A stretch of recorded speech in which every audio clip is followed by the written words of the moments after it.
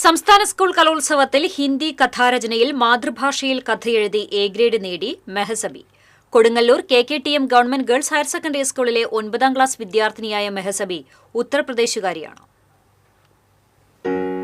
High school വിഭാഗം ഹിന്ദി കഥാരചനയിൽ ഞാൻ ആരാണ് എന്ന വിഷയത്തിലായിരുന്നു മത്സരം. സംസ്ഥാന തലത്തിലുള്ള മത്സരമായതിനാൽ മാനസിക സമ്മർദ്ദത്തോടെയാണ് മെഹസബി കഥ എഴുതാനിരുന്നത്. എന്നാൽ ആത്മവിശ്വാസവും ഭാഷാപരമായ അറിവും ഈ മിടുക്കിക്ക് എ ഗ്രേഡ് നേടിക്കൊടുത്തു. കൊടുങ്ങല്ലൂരിലെ ചാപ്പാറയിലാണ് മെഹസബിയും കുടുംബവും താമസിക്കുന്നത്. ഉത്തർപ്രദേശിലെ കാസ്ഗഞ്ച് ജില്ലയിലെ ബഡാ ഗാവോൻ കോഡ്ര ഗ്രാമത്തിൽ നിന്നും വർഷങ്ങൾക്ക് മുന്നേ കേരളത്തിൽ തൊഴിൽ തേടി എത്തിയതാണ് മെഹസബിയുടെ പിതാവ് നിരാലെ ഖാൻ. പിന്നീട് കുടുംബത്തെയും കൂടെ കൂട്ടി.